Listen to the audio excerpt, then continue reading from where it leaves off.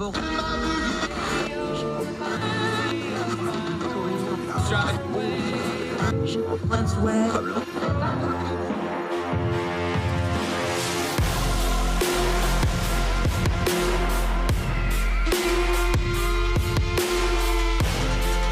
your host, Andrew Donaldson.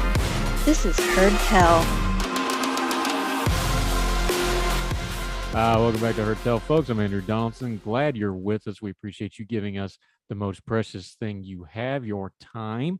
We're not going to waste a minute of it on this Tuesday, April the 5th, year of our Lord 2022 continues to roll on. We're enjoying spring. We hope wherever you and yours are across the street and around the world, we find you well and happy, and things are going well for y'all, because there's a lot of hot mess in the world we're going to talk about today. We're going to try to turn down the noise of the news cycle on a couple really important stories. We're going to go back overseas. Vladimir Putin isn't the only problem in Europe. Wannabe dictator Viktor Orban, who's also a darling of some certain media on the right in the United States of America, won a re-election. We're going to talk about what that means. Also, we always try to end on a little bit of an uplifting note. An Irishman with terminal cancer travels from Ireland all the way to the Poland-Ukraine border to make sure aid that he personally fundraised got there. We'll talk about that incredible story in just a little bit. Also, the votes are there for Judge Jackson to be confirmed to the U.S. Supreme Court. We'll review the Republicans. We figured there'd be a couple at least. There's going to be at least 3 of them. We'll review that part of the story here in just a minute. Also, one of our favorites, she's back, Sarah Stook, historian, friend of ours over at the UK. She writes in electionsdaily.com, our good friends over there that does a lot of election work, but she does these wonderful history pieces. She's currently knee-deep in a series on the first ladies of the United States, their roles, how it's kind of unique, how it's not an official position, but has a lot of official capacity to it. We're going to talk first ladies of the U.S., some wonderful history, give us a break from some of the breaking news and current events of the day with our friend Sarah Stook. Always enjoy talking to her. Great stuff. I learned some things I didn't know either. Sarah Stook on the program. She'll be our guest in just a little bit.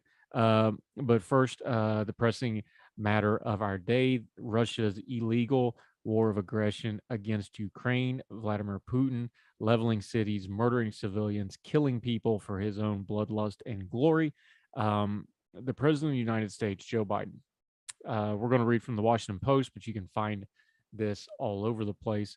President Biden on Monday joined the chorus of world leaders who have said reports of mass killings in the Kiev suburb of Bucha constituted a, quote, war crime. He used that term, vowing to hold Russia President Vladimir Putin accountable for the apparent atrocities in the Ukraine. The president remarks bolstered the global furor over gruesome images from Bucha that showed mass graves and bodies strewn in the streets, some with their hands tied behind their backs, several with gunshot wounds to the head, following the withdrawal of Russian troops from the region. The Kremlin dismissed the allegations as Ukrainian subterfuge. While Russia's military continued bombarding Ukraine's southern coastline, moves in line with U.S. intelligence assessment that Putin is focusing offensive operations on the south and east rather than the entire country, in a new phase of the war likely to play out over months or longer. Let's pause here real quick. We talked about this on the program already. This is going to be a long war. He's not going to get Kiev, so he's going to focus on that land bridge that he wants to Crimea, which they invaded in 2014 and took over. They call it an annex. They invaded Ukraine and took over part of Ukraine, which Crimea was a part of. This Ukraine war has been going on ever since then. It just got ramped up when they did this invasion. Again, this doesn't have anything to do with NATO or anything else or any of the propaganda you hear. This has everything to do with Vladimir Putin getting more power. They want those ports on the Black Sea. They want Crimea.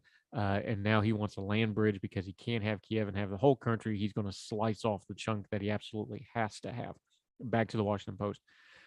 In his remarks to reporters at Fort McNair Army Base in Washington, President Biden promised to impose additional sanctions on Moscow. And while his aides announced support for a multinational team of prosecutors that would visit the region to collect evidence of atrocities, a process that officials cautioned would take time, quote, "The images we have seen and the reports we have heard suggest these atrocities are not the acts of rogue soldiers," State Department spokesman Ned Price said. "They are part of a broader, troubling campaign. Other sanction efforts continue apace, where the U.S. and Spanish authorities seized a super yacht owned by billionaire Victor Veckelsberg as part of a wider push to drive the financial elite close to Putin. The United States has also planned to push for the suspension of Russia from the UN Human Rights Council, UN Ambassador Linda Thomas Greenfield said on Monday the suspension will require two-thirds votes of the 193-member General Assembly and is a move reserved for countries that persistently commit systematic violations of human rights. It goes on to talk about Britain is with us on this. France and Germany expelled scores of Russian diplomats on Monday over the horrific images. Proponents of tougher sanctions say they fear that without them, Kremlin might be willing to carry out a longer battle to pummel Ukraine's leaders into submission. Let's stop there. The plan all along has been to pummel Ukraine into submission. This is not a military campaign. They're fighting the Ukrainian military, obviously, but they're focusing on the cities. This is the roadmap that they laid out in Georgia. This is the roadmap they've laid out in Chechnya. This is the roadmap they did in Syria. They're going to level cities. They're going to destroy them to rubble. They're going to kill civilians. They're going to rape, plunder, and pillage and destroy to get the population to bow the knee to Russia. Remember, the point of this invasion is not just what they say it is. It's because they think Ukraine should be a part of Russia. It should be one and the same. Vladimir Putin has said this plainly. They had this big Nuremberg-like rally in Russia just a few days ago that we covered, where they chanted it and sang it, Russia, Ukraine, one country. They don't mean it in a good way. They don't mean it in a merger. They mean it as a hostile takeover. Putin said the Ukrainians don't have any national identity. They're not a real country. Word for word, he said, they're not a real country. They should be part of Russia. They've always been a part of Russia, but they're not, and they're paying for it in their own blood right now. I completely support our president in calling this what it is. These are war crimes against the people that are suffering, and we should call it what it is. This is World War II evil level stuff. And the stuff since World War II, we haven't done a real good job as a people, as both America and as a globe, in dealing with really harsh things like what happened in ethnic cleansings, like in Serbia, like in Darfur, like what's going on with the Uyghurs in China right now, what goes on in Indonesia. There's many, many examples, and we don't do a great job of it sometimes. This one's glaring. Here's us an opportunity to do a good job on it, and it starts by getting the terminology right. These are war crimes. Vladimir Putin is murdering people to get his geopolitical aims done, and those aims are all glory and power for himself and what he thinks his country should be. We should call it what it is. They're war crimes. They're crimes against humanity.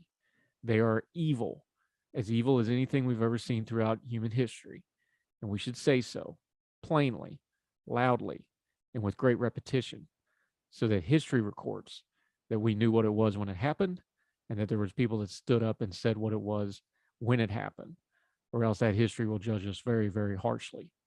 More Heard Tell right after this.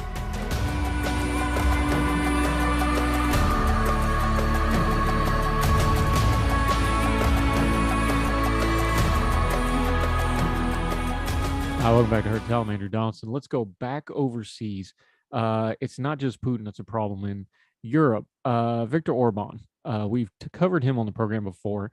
He has been in power in Hungary for a long time now. He just won a pretty convincing re-election in recent days over there. Orban is one of those guys we have to pay attention here, because there's certain folks on the right in America, especially the national conservative right, and folks like that, who really want to hold him up as a model. He should not be held up as a model. He puts things like family values and Christianity and other things in front of some really not good and questionable stuff that he does. He's cracked down on the freedom of press. He's cracked down on the freedom of speech. There is all kinds of accusations of corruption. There is all kinds of accusations of how he has worked the election system to make himself pretty much unbeatable in elections, which look like it played out here. But there's also plenty of people in Hungary that support him, so let's not overblow it here. He is very much somebody who is at best problematic, and at worst somebody who could do some real evil in the world if he got enough power to do so. So let's get a little perspective on this. We're going to go back overseas. Timothy Garton-Ash is writing in The Guardian, and he puts it this way: it is a bitter irony that just as we learned some of the worst atrocities in Russian President Vladimir Putin's war of terror against Ukraine, Putin's closest ally among EU leaders, Hungarian Prime Minister Viktor Orban, is reelected partly because he turned that very war to his own political benefit. I'm reading from The Guardian again.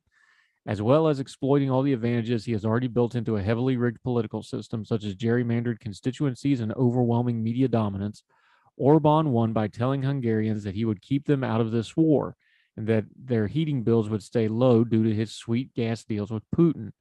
In his victory speech, the Hungarian leader listed the opponents is in quotes here, he had defeated.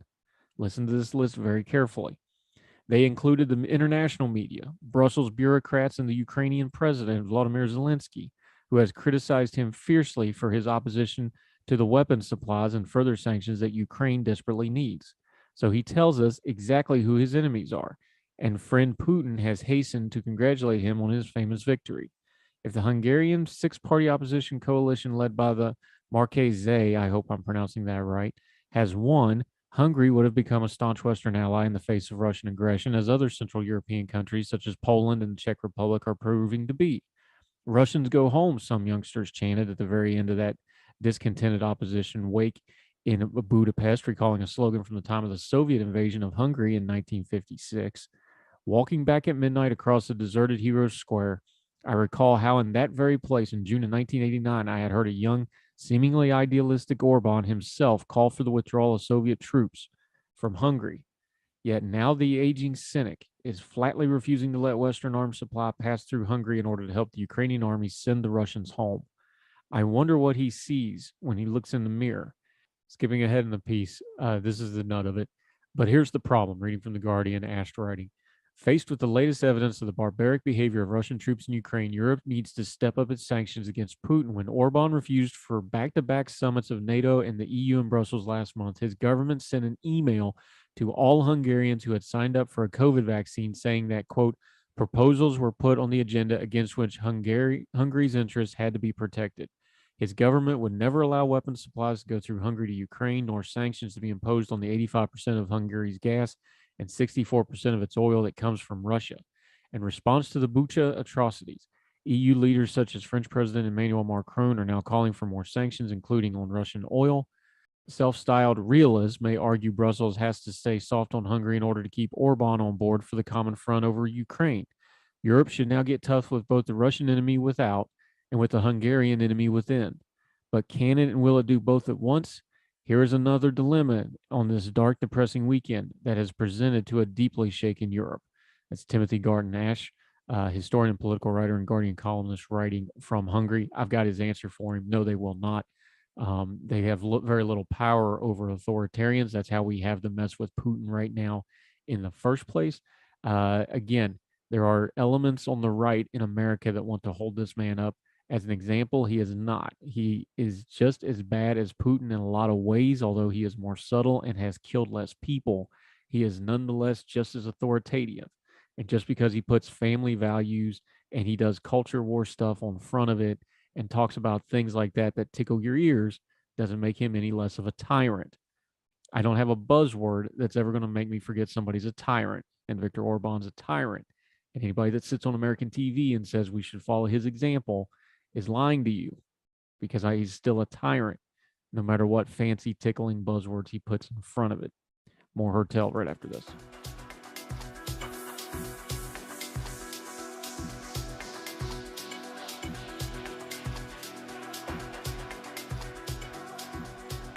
Oh, she is back. Fan favorite, including with some of my children. Sarah Stook, historian, writing at elections.daily.com, one of our favorite websites that we partner with them frequently. She does a lot of history stuff. She's writing a series on first ladies. Sarah, how are you? I'm good. Thank you for having me on again. Thrilled to have you back. Thrilled to be talking about this topic because I find it so interesting. Put a little context on it because, of course, you're over there in England. US's system of government is unique in a lot of ways. How does the role of a first lady play into that? Because they're not elected to office. They don't really have any actual power. And yet when you go through history, they have a ton of influence. They have a lot of state functions as far as representatives of government go, as we'll get into with some of these stories you're going to touch into. Just compared to other countries, the status of the American first lady, what is it and how does it come across? Well, it's definitely different to here. You know, the spouse of the Prime Minister doesn't really get much attention. I mean, our current spouse, Carrie Johnson, gets quite a lot of press because she's seen as a bit interfering rightly or wrongly, and she's nicknamed Carrie Antoinette. But yeah, in America, it's so different. You've got first ladies who were very, very political, like, Hillary Clinton. And then you've got first ladies who use their role as hostess to a T, like Dolly Madison. You can, so many ways. And if you've got the ear of the most powerful man in the country, you can use that. And they're there to be the nice face. First ladies have much better popularity ratings than their husbands generally, because they don't get into the nitty gritty. It's a lot easier for them to be popular. However, I think that's less true over the years, as I think first ladies have become more emboldened to be political, as have women overall. Yeah. You mentioned her, so let's just start right there. Dolly Madison, kind of the first, I don't know, call superstar, but certainly one of the ones that actually got a little bit of legend around her for a couple of various reasons. How much of it is true? How much of it is historical? How much is it myth and legend, the things she did? Of course, we understand the time period she was in. Talk about Dolly Madison for just a minute. Well, she was a pretty phenomenal woman. She wasn't, political, like Abigail Adams had been before her or anything like that. But, she used state functions well. She was an incredible hostess. She knew who to put together at meetings, who not to put together. Everybody liked her because she was just so good at hosting. And that played a favourite for her husband, because he might be unpopular for political reasons, but as long as she shines through, and that's what she did. And that really helped the administration. That time period, the early founding fathers, let's talk about those early White Houses, though, because they didn't even really have a White House. You talk about Washington, Adams, Jefferson, the early presidents. They were really making this up from scratch. Washington, of course, had to, the 2 terms gets really famous, but he had to do all of this from whole cloth because there was nobody before him. Adams did a lot of writing about what the presidency should and shouldn't be. He felt the weight of history being the second one. Talk about that, though, because with the first ladies, it's the same thing. They didn't really have a template those first 3 or 4.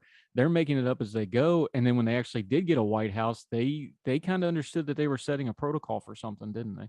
Yeah, well, they were just sort of following what their hosting duties would have been in high society, in LA, Philadelphia, and New York. And perhaps, those who are a bit more worldly saw, the French courts and the English courts. Obviously, it wasn't as ostentatious due to America's disdain for royalty, but they were just following what their mothers and grandmothers and women across the world do. And so the president didn't know what his role was. The first lady certainly didn't know what hers was either.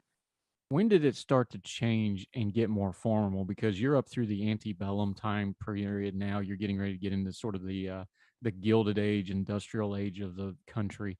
When did it become more formalized and go from, something we would recognize in a period drama as just the hostessing duties to something a little more refined of, hey, this is basically an extension of the function of state, and it kind of became its own unique American thing? I think Dolly Madison definitely started that trend. That's when people started to notice the First Lady, even though that term wasn't in use when Mrs. Madison was around. She was the one who really said, okay, this is how you do it. This is the etiquette. This is where people sit together. She was definitely more of a hostess than her predecessors. I think, Jefferson's wife had died, so it was his daughters that helped. Abigail Adams was a bit more of a blue stocking. And Martha Washington was, she was no means sort of a country bumpkin, but she was more of a planter wife as opposed to a sort of social elite, worldly type. So Dolly Madison, I think, put the practice in as we understand it today. So where did the term, talking to Sarah Stook, historian and writer and good friend of the program, been on many times, where's the term actually come from, First Lady? Because that's kind of a unique term. It's been used in other areas, obviously, but when did that become the nomenclature for the president's wife or the president's spouse? I think it's definitely within the past, century. I think, it was a term. It would be presidential spouse, or I think it was Martha Washington wanted it to be Mrs. Presidentress, which didn't really catch on, as it shouldn't, because it's not a very snappy title. So it's definitely sort of a new thing. Like, it wasn't called the White House until Roosevelt's time, for example. It's sort of a new vernacular, like first family, first child, even first pets. Yeah, you'll probably have to do a pet one of these at some point too while you're at it, because there's some good stories with that. Talking to Sarah Stook. Okay, you mentioned the elite. You mentioned France. we actually had not a first lady, but a first lady in everything but name, Elizabeth Hay, one of the Monroe children, very francophile, or whatever that fancy term for that is, to the point, went to school with one of Napoleon's stepchildren and actually ended up moving to Paris and living the rest of her life in France. But she served as the de facto first lady and hostess of the White House. That's a pretty interesting story. What happened there? Well, like you said, educated in France, brought, French je ne sais quoi to the White House, which, isn't always popular, especially when she was acting like royalty, which again they didn't appreciate. But if we go even as close to us as Jackie Kennedy, she was extremely inspired by the French, much less so in hosting, but she was a huge francophile who also studied in France. So I think the old world definitely influenced the new world when it came to hosting. Sort of, oh, look at us, we are worldly, this is how the Europeans do it. Now, one that was on these early ones that I don't think I've really heard talked about and or mentioned much at all, but Martha Randolph. Um, I find this really fascinating because people know the stuff about Jefferson. They know the Sally Henning stuff. They know Jefferson's wife died. Talk about Martha Randolph though, because you dubbed her kind of the unifier. She was a presidential daughter, obviously. This is somebody who hadn't been talked about a lot in American history. I didn't really know anything about her other than just the name until I read about you, but very interesting character. Exactly. I mean, back in sort of the olden times, if a queen was no longer living or couldn't, a daughter or a daughter-in-law would take over, and we would see that with first ladies. Jefferson's wife said to him, please don't marry again, because she'd had very bad experiences with her stepmother. So Jefferson agreed, still raped slaves, but hey. So he asked Martha to do it, and she was pretty good at it. She was pretty unpretentious. She was a very pretty girl, married, lots of children. So, children running around the White House, for example. I believe she had 11. So, she didn't slack when it came to the childbearing, and she did live through all of it. Unfortunately, her sister died in childbirth, age 25. She sometimes helped out as well, which was unified because she knew exactly how to do it. She'd been doing it from such a young age because her mother died when she was fairly young. So she knew exactly what she was doing. She was so trained from birth in a way a lot of first ladies weren't. How much influence, when we're talking about these presidents and their first ladies, and in some cases their daughters, we've marbleized these guys, the Jeffersons, the Washingtons, the Adams, they're statues now, they're legends. Doesn't studying this angle on it with their wives, their family lives, the way they ran their household, which is just kind of the mundane day-to-day stuff. Jefferson kept very detailed notes on how Monticello was to run, things like this. I find this a great way that kind of humanizes these guys, because they're more myth than men to us now. And I think this really seems to humanize them in a lot of ways, because they had to have interpersonal relationships with all these people, didn't they?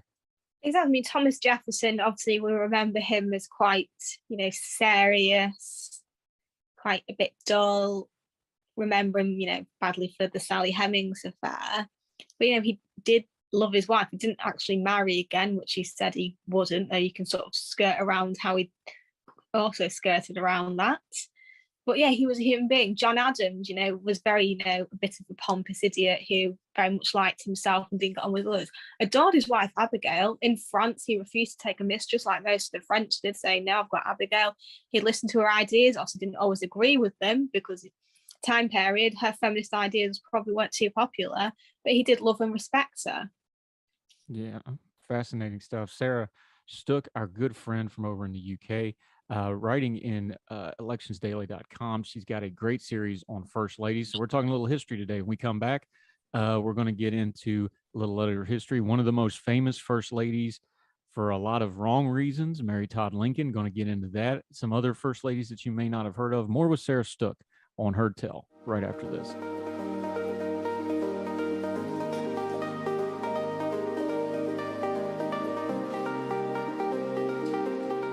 Welcome back to Heard Tell. We're continuing our conversation with Sarah Stook, our good friend over in the UK, historian, writer. She's writing about U.S. first ladies. Okay, just the dichotomy of it is amazing, because we mostly think of Lincoln as our greatest president, or one of the greatest, if he's not number one. But poor Mary Todd Lincoln may have been one of our most troubled first ladies. She was a great burden on the president for a lot of reasons. They still had their tender moments, as you did, but she had a lot of trouble. There's probably a mental health component to a lot of that. She had a lot of tragedy, even in the White House. It's just amazing that one of our greatest presidents at the same time, on top of a civil war, had this absolutely tumultuous home life with his wife. I think she's very sort of cruelly remembered as Lincoln's crazy wife. You know, there was an episode of Glee where one of the characters made fun of Mary for being bipolar, which I remember was very controversial. This was like a decade ago, so I can't imagine it would be done now. She, you know, definitely had some problems. Also, we can't be armchair psychiatrists, can we, and say, okay, yeah, she definitely had this or that, but she was a very troubled lady. And you've got to think of the time where mental health was extremely poorly understood. Women were just seen as hysterical, so everyone thought, oh, she was just a bit of a hysterical woman. And it's quite sad, really. You know, she was a very intelligent woman. She was a very loving wife who was devoted to her husband and her children. But history remembers her as, oh yeah, she was put in a lunatic asylum. No, she was living with the Civil War just as much as her husband. She had family fighting for the Confederacy, even though she was a firm unionist and much more of an abolitionist than her husband was. So we remember her very cruelly, which is quite a shame. And I think very good portrayal of it was Gore Vidal's Lincoln, a 3-part series, which you can find on Amazon UK. And it's Mary Tyler Moore plays it, and she's fantastic. And we see a lot more of Mary and understand her feelings and her motivations. She had some legitimately tragic stuff go on. You talked about her family being split during the war. She suffered from chronic migraines. She was involved in a carriage accident, which may or may not have affected her physical health, probably did with all her other ailments. She had children dying. Of course, Lincoln was assassinated. That just broke her in a lot of ways. She had more on her than just about any human being could probably take anyway. How should we view her? I know you say it's probably unfair because history's like that, and Lincoln is so great. It's probably, you know, part and parcel with Lincoln being so great that, you know, he's flawless to a lot of folks. How should we present somebody like Mary Todd Lincoln? Because she's an important figure in history, because she steered his early career. She steered him away from going out west and doing politics out there, which probably would have not let him be president down the road. She's an important figure in history. How should we view her, do you think? Well, I mean, she was definitely troubled, and I think she had a lot of potential cruelty in her. There is rumours she hit her husband. There's the famous event where she screamed and yelled at a general's wife who'd dared to ride next to her husband, and the poor lady was reduced to tears. So yeah, she definitely had, you know, capacity for some cruelty, but whether that was mental illness or she just had that streak in her. Lincoln said, you know, she used to be a very loving, happy woman. So unfortunately, I think, you know, age and tragedy embittered her. But, you know, like you said, she steered his career. She was an abolitionist when he certainly wasn't. His was more for pragmatism than moral reasons, especially at the beginning. And yeah, she's not just some, you know, crazy lady who's just in an asylum by her own son. Nowadays, hopefully she would have much better help. And I think as a society, we're a lot more understanding and forgiving of that. From somebody who was very troubled to somebody who was complicated and adapted, I found, when you wrote about it, a president we don't talk about a whole lot, Rutherford B. Hayes, his wife Lucy. We talk about, you know, nowadays we use the term activist a lot. She really was an activist in a lot of cases, and then she had to kind of adapt herself to the politics of the day and the White House, and she still seemed to have a very strong relationship with her husband. Talk about Lucy Hayes a little bit. Yeah, everyone just mocked her as Lemonade Lucy, who, you know, didn't allow wine at the White House, etc. I mean, we've still had two two-term presidents. You know, Trump didn't. He saw his brother die from alcoholism. Bush suffered from alcoholism and now doesn't drink. But back then, you know, prohibition, temperance was extremely popular, especially among women. They saw husbands coming home drunk and idle, beating their wives and not working, and thought, you know, this is a societal problem.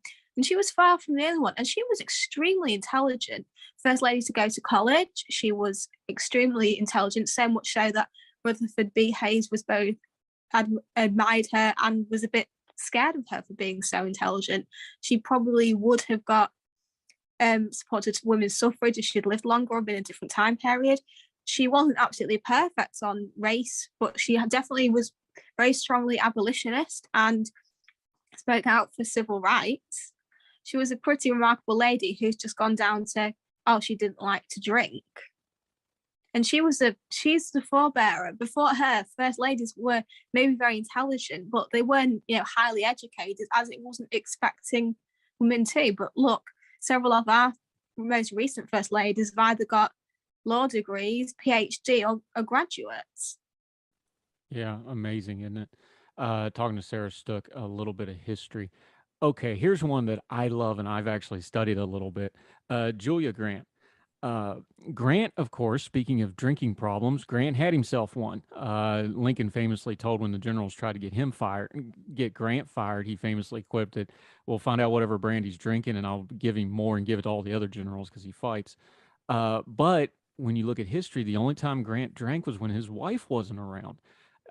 It's very amazing relationship. Julia Dent was her maiden name. Talk about her very fascinating woman, her family background, and then she got connected to Ulysses S. Grant, who, to put it kindly, was a failure at pretty much everything he did that did not involve the army until the Civil War kind of revived his life. Talk about her a little bit. She was born pretty much to refinement. Her family owned slaves. She grew up very pampered and well off, but she always said, she had a very happy childhood. Her brother was at West Point with Grant and said, "You need to meet this guy. I think you would get along." But obviously they clearly did because they got married. But his parents wouldn't attend the wedding because they were staunch abolitionists and one of the very few presidential parental couples who were still alive when the son became president. So they said, "Oh, you're marrying into a slave-owning family. We've got nothing against Julia. She's fine. But we don't want you marrying into that." And conversely, his father-in-law liked him but said, "I don't think you can provide for my daughter in the way I want." And during the Civil War, when he offered Grant, come to the Confederacy, and Grant said no, Mr. Dent just didn't break off ties because he was so close to Julia. Now, when he gets to the White House, Ulysses S. Grant, of course, the great war hero, very troubled presidency, a lot going on. In fact, the term for corruption in the White House for decades after that was Grantism. Some of that's unfair, some of it is fair. We can parse that out some other time. But a tumultuous presidency for somebody who was kind of a living legend. How did she handle her actual time in the White House? She obviously, her husband was very much known for his corruption, as you said, and probably only skated through it because he was a war hero. She just said, "Okay, I'll ignore it." And she just got on with it, which, to be fair, there's not really much she can do about it. She may be associated with him because his wife, but she's not political, so she's safe in that respect. So she just sort of got on with it, as many first ladies do. Look at Hillary Clinton during the impeachment and the Lewinsky scandal. She just said, "Okay, I'm just going to crack on with being first lady." And that's sort of a hallmark of many first ladies, going through very hard times without problems. And that's probably how she was raised. You've got a wife and a mother never perturbed by anything. And famously, Grant was practically broke when he died, but he was fighting throat cancer. There's a famous picture of him sitting on the porch in the Adirondacks writing his memoirs. One of the great memoirs, by the way. If you've never read Grant's memoirs, go find it, read it. But he finished them right at the time of his death, and it restored his family's fortune. And she had quite the post-White House career. She kind of became sort of a consigliere to future first ladies, the Cleveland she was very close to. She had a very, very successful post-White House career, advocacy-wise, and just being kind of a who's who in the Washington circles, wasn't she? I think, when I write about her, there was just so much I wanted to give in, but you couldn't do a whole piece on it. And there's probably first ladies I'll write about in the future, ones like Jackie Kennedy, who I just read a biography of her, who had the most amazing post White House life. Hillary Clinton, her political career. There's so much you want to, jam into it because, well, there's so much to do. But it's an article about first ladies, so to be fair to them, I will write about more what they did in their time as First Lady, but we maybe associate Hillary Clinton more with politics, but Julia Grant, she will always most likely be a First Lady as opposed to anything but. Yeah. All right. I've been saving it because this is one of my favorite things you wrote in the first 4 series of this, but you talked about it before. Mary Todd Lincoln was a little hard to get along with. You talked about that ride, her excoriating the general's wife for riding too close to Lincoln. Julia Grant was there for that. She saw that. She tried to intervene. She got her head bit off. And that kind of intersected with one of the most famous things that has ever happened in American history, didn't it? Well, in April 1865, they invited the Grants to come to the theatre with them. Ulysses S. Grant was probably all for it, but Julia Grant said, no, can't stand her. It will be boring. Let's stay at home. We've been apart for too long. Let's just have some time together. And that night, Lincoln was shot. So A, Grant could have been shot, or B, maybe could have prevented it, because he said if I'd been there would have been a lot more, bodyguards and military. So, she basically saved his life. And I bet she never shut up about that during arguments, did she? I doubt it, although Grant very much, if you read his personal memoirs and you read his letters, he very much deferred to his wife on practically everything. I think he was pretty self-aware to his station in life. There was that social disparaging between them. I don't know if it was so much that. I think he just was very aware of his own issues and knew that she made him better. And again, like I said, fascinating. Every time he drinks in the Civil War and he's accused of being a drunkard, it's only when his wife's not with him. He never drank around Julia. I just find that, maybe it's because I'm an alcoholic, but I find that fascinating, that little piece of history. All right, you're halfway through the series. Preview a little bit. The rest of them aren't out just yet. Preview where you're going with this. You already mentioned some. We know there's some big names. Hillary Clinton's coming up, who, of course, had her own political career and 2 runs at the presidency. But between there and here, we got a whole lot of first ladies. Who are you looking forward to getting into? Well, everybody who knows me and follows me on Twitter knows I idolize Jackie Kennedy beyond belief. So I'll be trying not to devote an entire thing about how much I love Jackie and her amazing life and how amazing she was.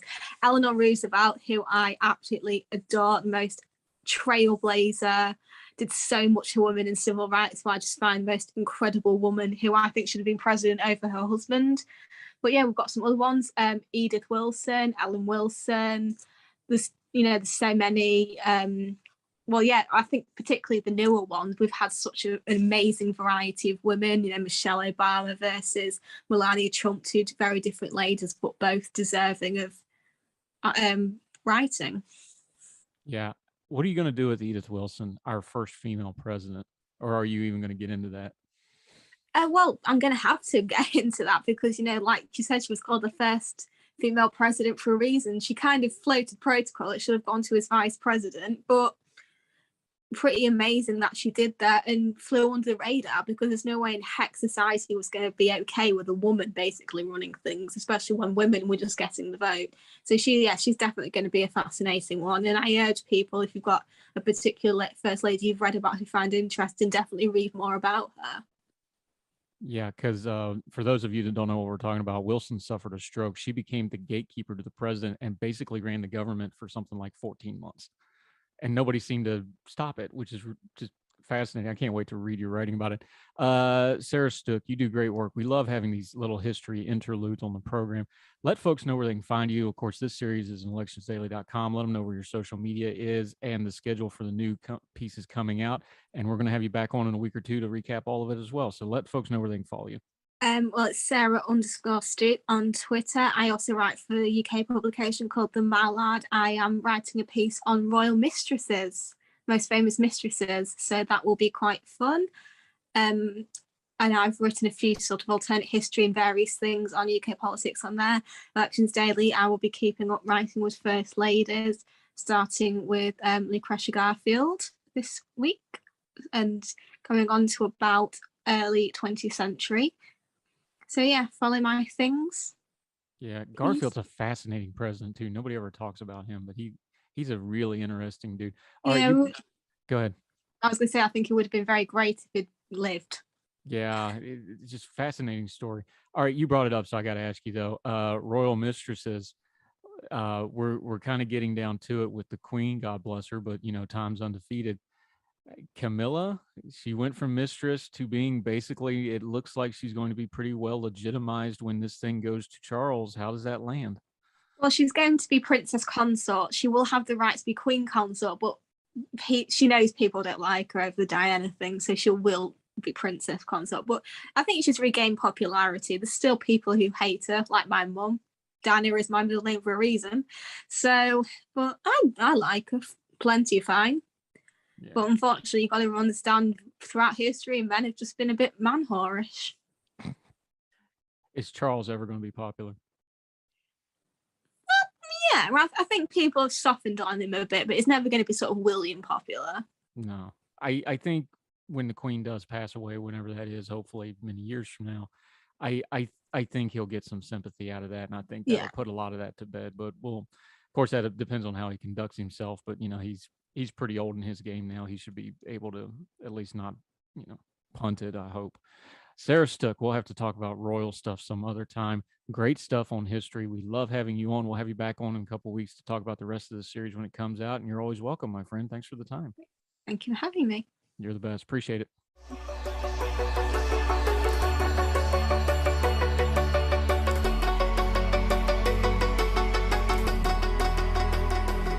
Welcome back to Heard Tell. Quick note here.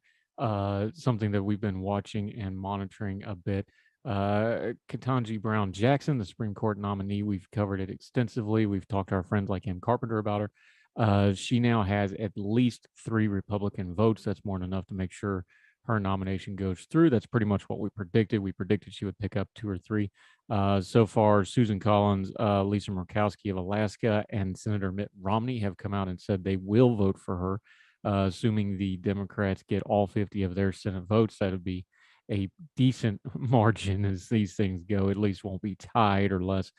So as predicted, she will sail through. Her nomination for the Supreme Court will go through unimpeded. Again, this was one of those things you just needed to turn down the noise on. She was going to get confirmed. There was no major red flags here. There was nothing that said she was not qualified. She was qualified. There was machinations in the hearings. They wanted to bring up the sentencing of certain people for things like child pornography and other things. I would encourage everybody to just read those things yourself. We've covered them here. We've covered them in ordinary-times.com. We've actually pulled up some of those rulings if you want to read them. You need to be careful with the noise on these things. So you get things like Senator Josh Hawley, who desperately wants to be president but never will be, railing about her giving easy sentencing guidelines to folks. Of course, you can go back to when he was in positions like that and also gave out easy guidelines when he was an attorney general and a district attorney and things like this.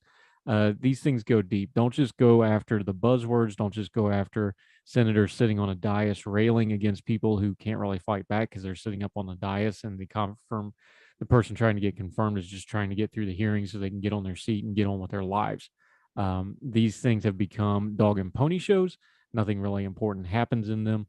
It's all theater for fundraising and these sorts of things. We should find a better way to deal with our judicial nominees, but that's not what we have right now. We have a government that likes to do kabuki theater, especially when it comes to the United States Senate. But long story short, everything that we thought would happen happened, and Judge Jackson will now be Justice Jackson in the coming days. We hope she does well for the country and wish her well in her role, like everything else. When she's right, we'll say she's right. If we got a disagreement with her, we'll say so as well. She has a lifetime appointment, so keep that in mind. But she is going to be a justice on our Supreme Court, and we wish her nothing but the best because that's what's good for the country. We'll see how it goes. I'm sure we'll disagree with her on some things. I'm sure we'll agree with her on others, and we will keep our bearing either which way. More Heard Tell right after this.